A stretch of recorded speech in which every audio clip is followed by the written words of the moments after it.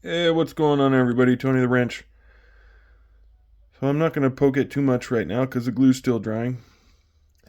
This clear plastic here is my voice coil shim, and it goes in between the voice coil and the pole piece.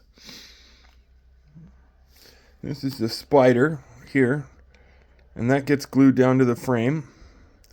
And then the voice coil goes inside with the shim, and then the spider gets centered before the glue dries. The spider gets centered around the voice coil. Voice coil centered, spider centered. Then you run a bead of glue around here, all the way around, to glue the voice coil to the spider assembly, while the voice coil is shimmed to the center of its gap with the clear plastic shim. The next step, once this glue dries in a few more hours, is to put the cone over the shim and voice coil assembly and glue the cone to the voice coil assembly while the outer layer sits on here.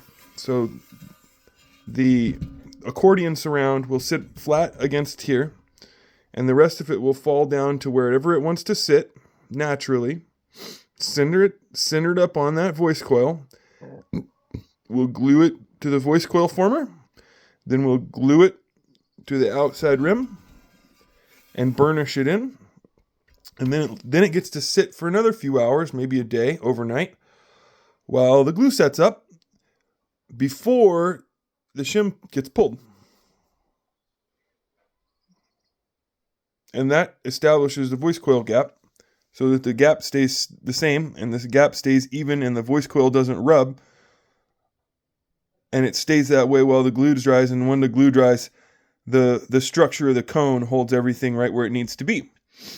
And because this is a low power, low excursion speaker, it doesn't need to move very much in order to move a whole lot of air. It's 18 inches in diameter after all, and it's extremely efficient. So this thing will be easily driven to full power by a simple 6V6 push-pull amp making 10 watts.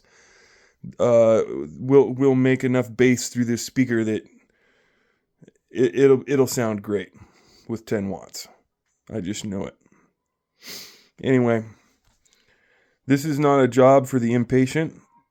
This is a job for somebody that has nothing else to do today and is relaxed, has had plenty of tea and cigarettes and whatever else it is that I don't smoke cigarettes, but whatever gets you mellow, do that before you recone a speaker because you need to be mellow.